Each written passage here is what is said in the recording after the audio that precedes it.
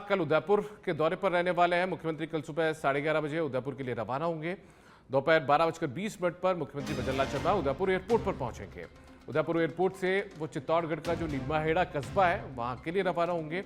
निम्बाहेड़ा के कृषि मंडी प्रांगण में विकास कार्यों का शिलान्यास और उद्घाटन उनकी तरफ से किया जाएगा। उसके बाद दोपहर 1:55 पर कॉलेज ग्राउंड निम्बाहेड़ा में वो सभा को भी संबोधित करने वाले हैं। सभा के बाद दोपहर 2:20 पर मुख्यमंत्री वापस से उदयपुर एयरपोर्ट पहुंचेंगे और 2:25 पर उदयपुर से रवाना होकर दोपहर 3:15 बजे यानी कि 3:15 पर मुख्यमंत्री जयपुर एयरपोर्ट पहुंच जाएंगे। दरअसल कल निम्बाहेड़ा का उनका दौरा है और निम्बाहेड़ा में जो विधायक हैं श्रीचंद कृपलानी, उनका जन्मदिन है और ऐसे में विकास कार्यों की सौगात भी इस दौरान उनकी तरफ से दी जाएगी। एक जनसभा का कार्यक्रम भी रखा गया है।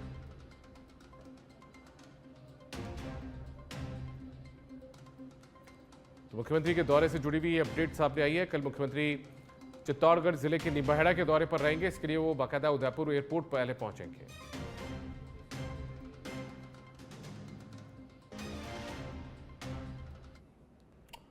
मुख्यमंत्री भजनलाल शर्मा ने आज केकड़ी में विकास कार्यों का शिलान्यास और लोकार्पण किया है। उन्होंने कहा कि पीएम मोदी के नेतृत्व में राजस्थान में सामाजिक सरोकारों को मजबूती मिल रही है। मुख्यमंत्री ने स्वच्छता, सिंचाई और कृषि क्षेत्र में राज्य की प्रगति की भी चर्चा की। उन्होंने कहा कि बीसलपुर डैम अब पूरा भर चुका है, जिससे किसानों के चेहरों पर मुस्कान लौट आई है।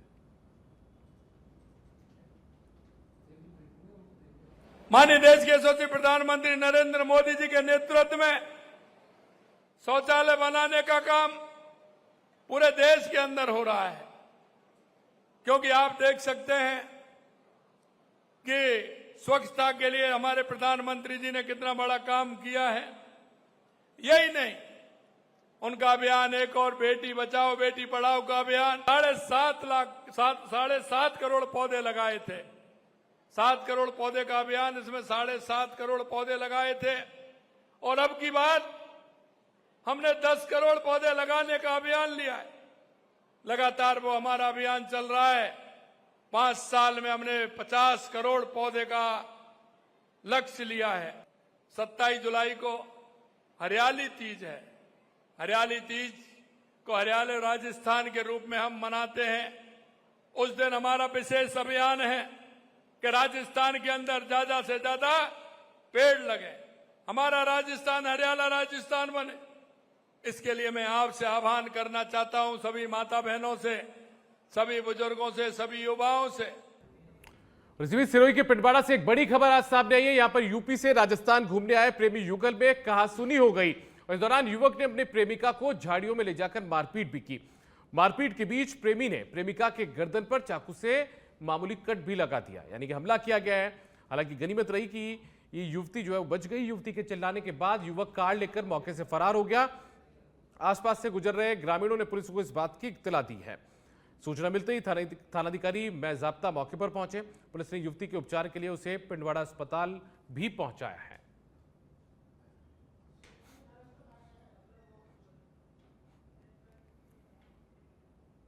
जालोर के बागोड़ा से खबर है। बागोड़ा तहसील कार्यालय अब भ्रष्टाचार का अड्डा बन चुका है। एक और कूट रचित दस्तावेज तैयार कर तहसीलदार ने नामांतरण खोल दिया है। एपी होने के बाद तहसीलदार पर अब आरोपों की झड़ी लग रही है। बागोड़ा तहसीलदार पर भ्रष्टाचार की परत दर परत जो आरोप है वो खुल रहे हैं। बड़ानाया गांव की वृद्ध महिला की जमीन को दूसरे के नाम 2 दिन पहले ही खोल दिया गया। तहसीलदार मोहनलाल सियोल ने उन्हें एपीओ किया। आज हम बागोड़ा तहसील कार्यालय के बाहर खड़े हैं। जानकारी के लिए बताना चाहूँगा कि 2 दिन पहले ही बागोड़ा तहसीलदार मोहनलाल सियोल को एपीओ किया गया था। उन्होंने ज़मीन की रजिस्ट्री, म्यूटेशन, नामांतरण के बदले में भ्रष्टाचार का आरोप लगा था, जिसके आधार पर उनको एपीओ किया गया था। उसके बाद लगातार भ्रष्टाचार की परत दर परत खुल रही है। एक महिला थी, उसका भी इसी तरह का फर्जी महिला को बनाकर रजिस्ट्री करवा दी।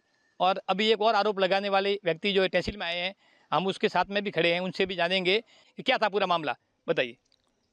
हाँ सर, ये मामला ऐसा था कि जो 2021 में उनका यहाँ बागुड़ा एसडीएम साहब ने आदेश किया था उनके उसके पक्ष में, फिर हम पाली कोर्ट गए तो हमारे पक्ष में मामला आया। फिर हमारे को यहाँ नामांतरण हमारे पक्ष में करना था तहसीलदार साहब को, तो 24/12 को हमने वो अपील यहाँ लगाई तो तहसीलदार साहब ने आदेश का हम कर देंगे। उसके बाद उन्होंने पैसे मांगे 3 लाख रुपये और 1 लाख रुपये हमने के पैसे आदेश से हम कैसे देंगे, फिर हमने 1 लाख रुपये की इनसे बात की। उसके बाद फिर तहसीलदार साहब ने 24/12 को हमारी ले ली आपका कर देंगे। फिर 31/12 को है एक पटवारी है, अभी वो वर्तमान में राउता लगा हुआ है, सुनील कुमार बिश्नोई, उन्होंने उस कोर्ट के ऊपर लिखा कि इसको भूमिहीन करना ठीक नहीं है, इसलिए उसको गोलमाल करके फिर उसको निरस्त कर दिया। फिर 17 को तहसीलदार साहब ने उस आदेश को निरस्त किया। फिर 20 फरवरी 2025 को वो उसी ज़मीन की रजिस्ट्री दूसरे व्यक्ति के सामने करवा दी कि उसको ज़्यादा पैसों के चक्कर में करने के लिए, इसलिए यही मामला था। इससे पहले 2 महीने पहले जो जिसने मिटिशन भरा था ओम अज मीणा ने, उसको 2 महीने पहले ही कलेक्टर साहब ने उसको एपीओ कर दिया था, लेकिन किसी को न बताया नहीं सुना यहाँ पर, वो आज भी एपीओ है। हमारे सामने एक और इसी तरह का मामला आया है, बागोड़ा तहसील का है, जहाँ पे भी आरोप लगा रहे हैं कि अधिकारियों ने, संबंधित जो तहसीलदार है, उन्होंने पैसे खा करके इस तरह के घोटाला किया है। हमारे साथ में वो भी पीड़ित है, हम उनसे भी जानेंगे कि आपके साथ में क्या फ्रॉड हुई है। क्या नाम है आपका भाई जी? हीराराम। हीराराम जी, कौन सा गाँव है आप लोग? रूपा के डोनी बारनी। क्या मामला था पूरा ये?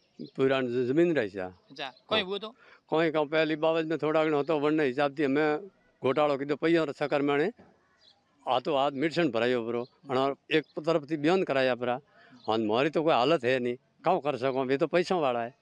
10 से 15 लाख रुपया ने झड़पिया परा, हन करा दियो। जमीन करनी थी? जमीन तो मारी थी। आपके पास एविडेंस वगैरह होगा जमीन के बदले में? क्या जमीन आपकी थी साबित करने के लिए आपके पास कुछ होगा? हमारे आप ही जमीन थी, वरना में 3 भाई था, तो थोड़ा अगड़ो वरना कोई जूनी बार में कोई दियो नाम रह सक्यो तो हमें वरना माथे ने आधार कीधो कि जमीन मारी है जो पैसा देन हाथों हाथ मिर्शन भरायो परो। हाँ न एक तरफ थी करा दिया। हाँ पैसा और चक्कर में कर दिया। आपने वहाँ पे कोर्ट में मैंने कोई ठाई नहीं, मन तो आप खाता नंबर आया बना रहा मारा कोई कटाई। बिल्कुल बताना चाहेंगे कि जिस व्यक्ति को पता भी नहीं है, कोर्ट ने एक तरफा फैसला दे दिया। जब ये रिकॉर्ड देखने गए तब पता चला कि भाई हमारा तो नाम ही जमीन में नहीं है। सच बेधड़क से नरपत सिंह राजपूत, जालोर।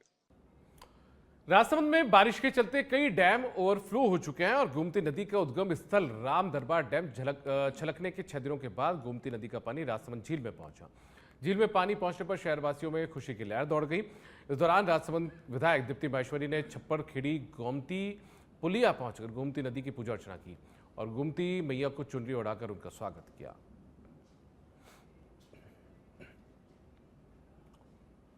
दौसा से खबर है। यहां पर दौसा के बरकत स्टेचू के पास लाखों की लूट हुई है। बैंक से कैश निकाल कर ले जा रहे व्यक्ति से ये रुपए लूटे, लूट कर आरोपी फरार हो गए।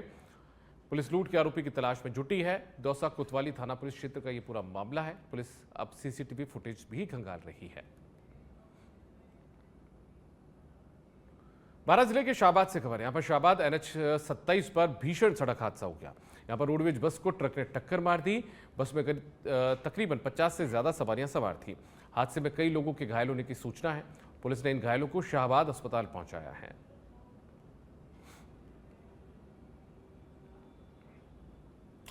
बैंक मैनेजर मोना शर्मा का विदाई समारोह आयोजित किया गया। बैंक कर्मियों की ओर से धूमधाम से यह समारोह आयोजित किया गया। ब्रांच के समस्त स्टाफ, जिसमें मैनेजर सुरेंद्र रोचिया की अध्यक्षता में यह कार्यक्रम हुआ है, सफल आयोजन किया गया, जिसमें कैशियर बबीता कुमावत और नकुल ने मोना शर्मा का माला पहनाकर स्वागत किया और उन्हें विदाई दी। विदाई समारोह के अवसर पर स्टाफ एवं ग्राहकों ने अपने अपने अनुभव साझा किए और मोना शर्मा की ओर से किए गए कार्यों और बैंक के प्रति समर्पण भावना की प्रशंसा की। बैंक स्टाफ ने बैंक मैनेजर मोना शर्मा को उनके उज्जवल भविष्य के लिए शुभकामनाएं दी है और उन्हें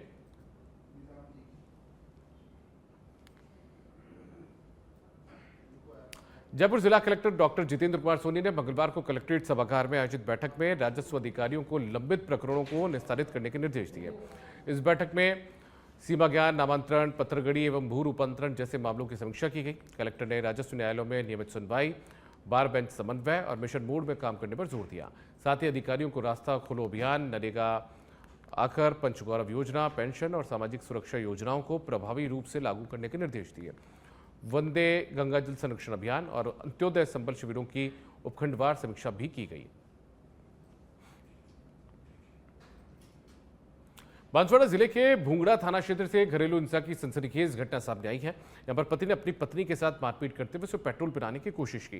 इस दौरान स्कूल से लौटे बच्चों ने साहस दिखाया, पेट्रोल की बोतल छीन ली, जिससे महिला की जान बच गई। घायल अवस्था में तस्लीम नामक महिला को बच्चों ने मामा की मदद से तत्काल अस्पताल पहुंचाया। फिलहाल महिला का इलाज MG अस्पताल में जारी है। मेरा नाम तस्लीम भी है और मेरे पापा का नाम शेर अफजल खां है। हम सुबह ही स्कूल चले गए थे। मम्मी ने नाश्ता नहीं बनाया था तो ऐसे ही चले गए थे। और हम जब लंच में आ रहे थे, लंच हो गई थी तो हम आ रहे थे घर पे खाना खाने। तो मेरे पापा, हम दरवाज़ा बजाने की कोशिश करी पर खुल नहीं रहा था। तो फिर जैसे तैसे करके हमने खोला दरवाज़ा और हमने देखा कि मेरे पापा मम्मी हाथापाई हो रही है। तो मेरे पापा उनको मारने की कोशिश कर रहे थे और मुक्के मारे उन्होंने ये किया। और जब कुछ पिलाने की कोशिश कर रहे थे तो हमने उन्हें बचाया। और फिर हमने जब सूंघा क्या है वो चीज़, तो पेट्रोल थी वो।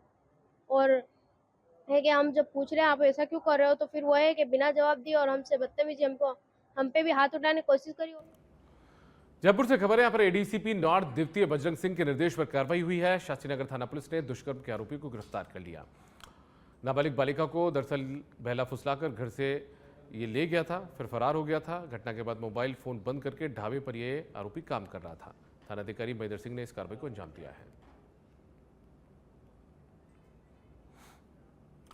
अगली खबर भी जयपुर से। यहाँ पर DCP ईस्ट तेजस्विनी गौतम के निर्देश पर कार्रवाई की गई है। ट्रांसपोर्ट नगर थाना पुलिस ने ऑपरेशन अगेंस्ट गन के तहत यह कार्रवाई की। अवैध देशी कट्टा के साथ अभियुक्त को गिरफ्तार किया गया है। अभियुक्त के कब्जे से अवैध देशी कट्टा बरामद किया गया। थानाधिकारी अरुण कुमार ने इस कार्रवाई को अंजाम दिया। जयपुर से जहां IPS तबादला लिस्ट में राज्य सरकार ने जयपुर रेंज IG के पद पर IPS राहुल प्रकाश की तैनाती की है। दरअसल IPS राहुल प्रकाश ने भरतपुर रेंज IG के पद से जयपुर रेंज IG के पद पर पदभार ग्रहण कर लिया है। हमारे सच बेधड़क संवाददाता राकेश दादीची ने IG राहुल प्रकाश से खास बातचीत की। क्या कुछ राहुल प्रकाश ने कहा, वो आपको सुनवाते हैं। प्रदेश में IPS तबादला सूची के बाद राहुल प्रकाश जो भरतपुर रेंज IG थे, उनका तबादला जयपुर रेंज में किया गया है। हमारे साथ राहुल प्रकाश है, उन्होंने जयपुर रेंज की जिम्मेदारी संभाली है। सर, किस तरह के टास्क रहेंगे आने वाले समय में?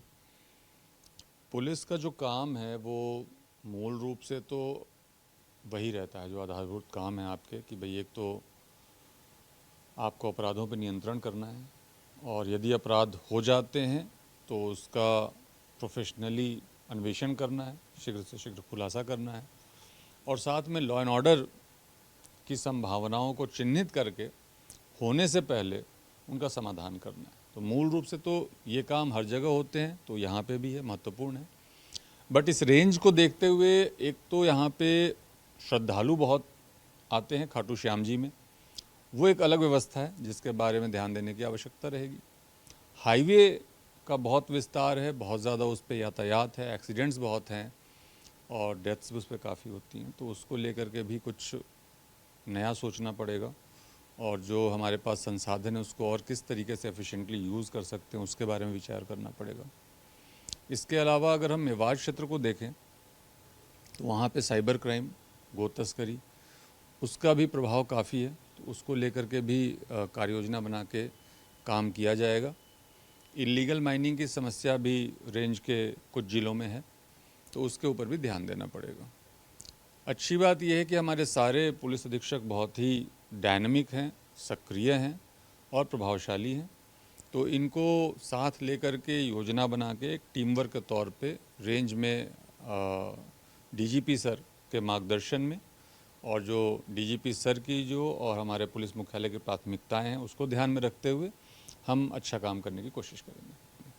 तो ये थे हमारे साथ IG राहुल प्रकाश, जो बता रहे थे आने वाले समय में ये जिलों का दौरा करेंगे, मीटिंग लेंगे और जो संभावित जो इन्होंने टास्क सोच रखे हैं कि किस तरह से जिलों में नवाचार किया जाए, उसके लिए भी ये पहल करेंगे। कैमरा पर्सन विजय गिरी के साथ राकेश दादी, सच बेधड़क, जयपुर। सैंथल थाना पुलिस ने व्रत महिला के गले से सोने का जंतर लूट के मामले में आरोपी को गिरफ्तार करने में सफलता हासिल की है। पुलिस ने आरोपी को गिरफ्तार कर बापरदा सैंथल के बाजार में घुमाया, जिससे अपराधियों में भय व्याप्त हो और आमजन में विश्वास। पुलिस ने बताया कि आरोपी के खिलाफ करीब आधा दर्जन मामले दर्ज हैं। आरोपी के कब्जे से लूट का सोने का जंतर बरामद किया गया है।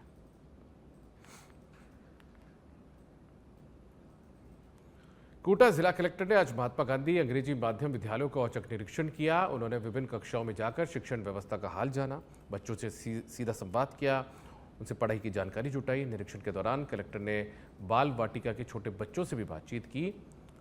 उन्होंने स्कूल परिसर की सफाई व्यवस्था पर संतोष जताया और प्रधानाचार्य को निर्देश दिए कि इनको व्यवस्थाओं को मुकम्मल किया जाए।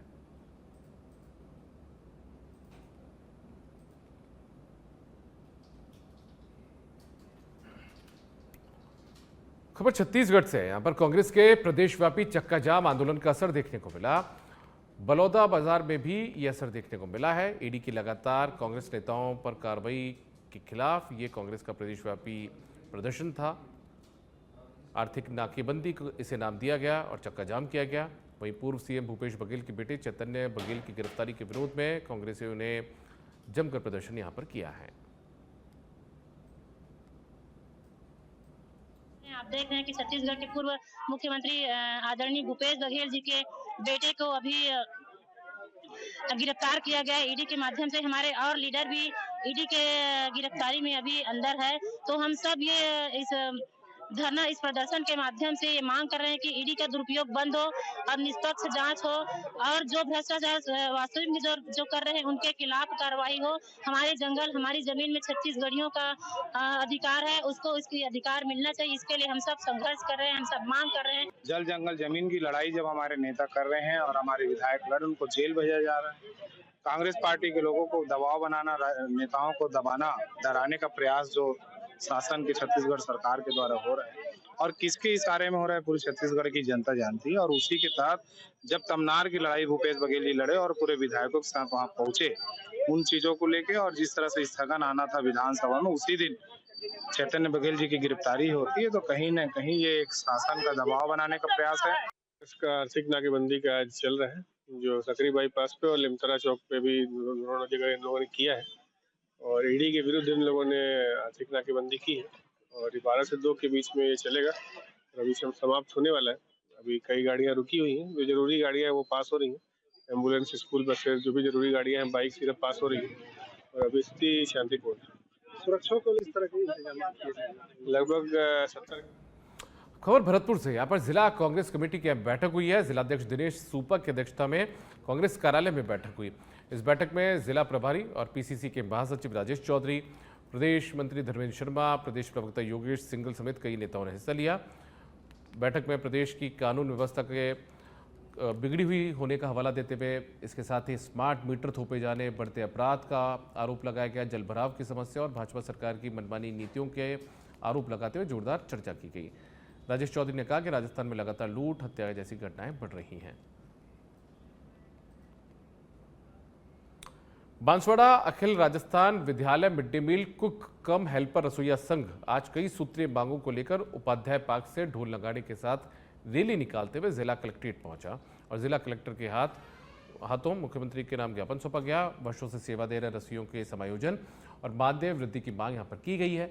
इनका कहना है कि 20 सालों से रसोइये जो हैं वो बच्चों को गर्म भोजन मुहैया करवा रहे हैं, लेकिन वर्तमान में उन्हें मात्र 2143 रुपये का मानदेय मिल रहा है। महंगाई के दौर में ये जो पैसा यानी कि मानदेय मिल रहा है वो काफ़ी कम है। रैली के माध्यम से जिला कलेक्टर महोदय को मुख्यमंत्री महोदय के नाम से ज्ञापन भेजा है। उसमें मुख्य मांगी हमारी ये है कि जो सरकार राजस्थान के अंदर 53,000 की भर्ती करने जा रही है चतुर्थ श्रेणी कर्मचारी की, तो हमारे रसोइये 25 सालों से विद्यालय के अंदर साफ सफाई करना यानी कि ये चतुर्थ श्रेणी कर्मचारी का पूरा दायित्व निभा रहे। तो पहली वरीयता जो 20 सालों से कार्यरत रसोइया उनको पहली प्राथमिकता दी जाए। इन्हीं के साथ ही जनजातीय आश्रम छात्रावासों के अंदर सरकार ने ठेका दे रखा है, तो तत्काल प्रभाव से ठेका मुक्त करके सरकार के अधीन किया जाए। इसके बाद में तीसरी मांग हमारी ये है कि जब तक सरकार न्यूनतम वेतन, जब तक सरकार सवारियों को लेकर पंजाब, हरियाणा और राजस्थान के टैक्सी चालकों में विवाद बढ़ता जा रहा है। इसको लेकर हरियाणा के टैक्सी चालकों ने आज हनुमानगढ़ टाउन थाने पर प्रदर्शन किया और हनुमानगढ़ के टैक्सी चालकों पर परेशान करने का आरोप लगाया। हरियाणा के टैक्सी चालकों का कहना है कि वो यहां से वन साइड का किराया लेकर यात्री लेकर जाते हैं, जिस पर हनुमानगढ़ के टैक्सी चालक ऐतराज करते हैं, उन्हें परेशान करते हैं। वहीं कल हनुमानगढ़ और श्रीगंगानगर जिलों के टैक्सी चालकों ने भी पुलिस अधीक्षक हनुमानगढ़ को ज्ञापन सौंपकर पंजाब हरियाणा के टैक्सी चालकों पर परेशान करने का आरोप लगाया था और कहा था कि वो हनुमानगढ़ से यात्रियों को लेकर जाते हैं, जिससे उनका व्यापार प्रभावित हो रहा है।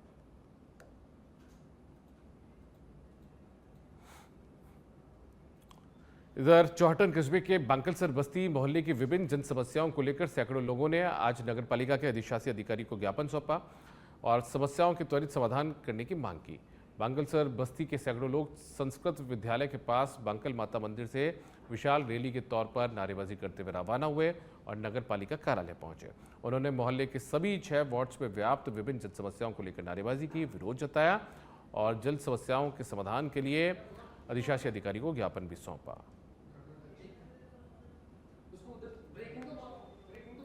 बस्ती के लोग आज काफ़ी संख्या में, सैकड़ों की संख्या में आज यहाँ पहुँचे नगर पालिका।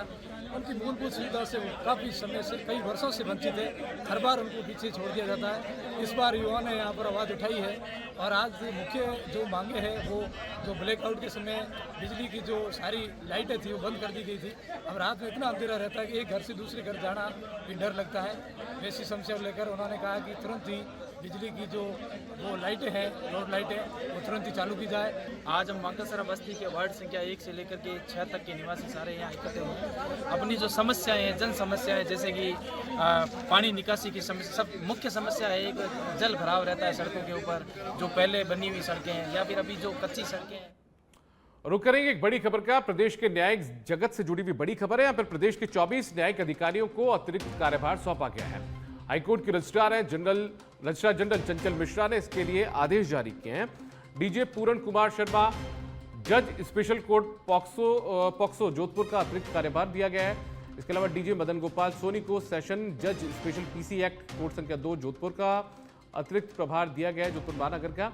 इसके अलावा जगदीश जानी को सेशन जज स्पेशल कोर्ट पीसी एक्ट पाली का अतिरिक्त कार्यभार दिया गया है, चार्ज दिया गया है। अजीत कुड़ी को एडीजे थाना गाजी अलवर का, मुनिश्चंद यादव एडीजे 2 राजगढ़ चूरू का, सरोज मीणा को एडीजे कुमेर डी, कुंतल जैन एडीजे संख्या 1 भरतपुर का चार्ज सौंपा गया है।